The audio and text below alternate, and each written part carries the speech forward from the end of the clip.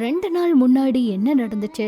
அப்பாவோட மரணத்தை முன்கூட்டியே கணிச்சாரா சாந்தனு அவரு? தமிழ் திரையுலகில துணை இயக்குனரா அறிமுகமாகி அதுக்கப்புறமா இயக்குனரா ஒவ்வொரு படத்திலும் தன்னோட வித்தியாசமான படைப்பை வெளிக்காட்டி ரசிகர்களோட மனம் கவர்ந்த இயக்குனரா பார்க்கப்பட்ட பாக்யராஜ் அவரு தொடர்ந்து ஆசிரியராகவும் நடிகராகவும் தமிழ் சினிமாவில பிரபலமான நட்சத்திரமாகவும் இருந்து வந்தாரு. இந்த நிலையில அவருக்கு 74 வயதாகிறத தொடர்ந்து மாரடைப்பு காரணமா மரணம் அடைஞ்சிருக்காரு. மனைவியோட வாக்கிங் சென்று விட்டு வீடு திரும்பிய அவரு கொஞ்சம் உட்கார்ந்திருக்காரு. அப்ப திடீர்னு மாரடைப்பு ஏற்பட்டிருக்கு.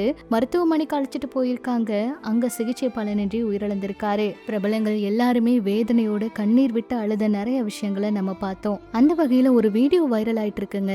அந்த வீடியோல சாந்தனு அவரு பேசியிருக்காரு. அப்பா அவரு பேசும்போது, அப்பாவுக்கு நான் ஒண்ணு கொடுக்க வேணும்னு ஆசைப்பட்டா என்னுடைய ஆயுசு காலங்கள்ல 10 வருஷத்தை அவருக்கு கொடுத்துருவேன். காரணம் அவர் இன்னும் நல்ல அற்புதமான படங்களை இயக்கணும், அவரோட படைப்பு இன்னும் மக்கள் கிட்ட கொண்டு போய் சேரணும். இதனால என் ஆயுசுல இருந்து 10 வருஷத்தை அப்பாவுக்கு கொடுக்க நான் விரும்புறேன். அதுதான் என்னோட ஆசைன்னு ரொம்பவே நிகழ்ச்சியோட சொல்லியிருப்பாரு.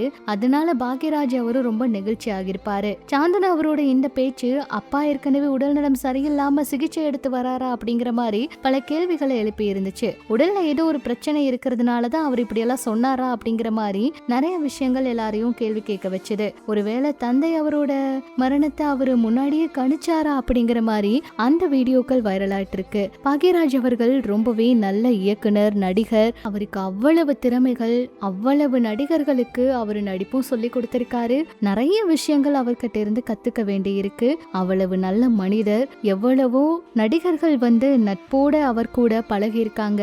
அவ்வளவு தூரம் அவரை பாராட்டி இருக்காங்க.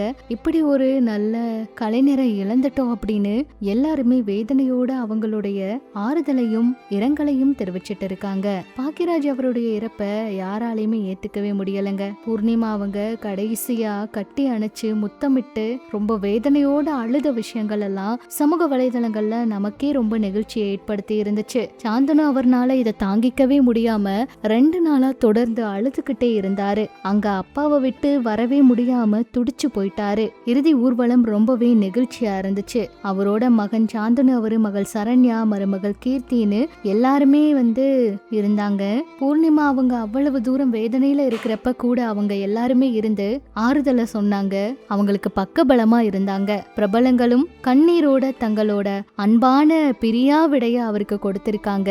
இது சமூக வலைதளங்கள்ல ரொம்பவே நிகழ்ச்சியும் வேதனையும் ஏற்படுத்தி இருக்கு.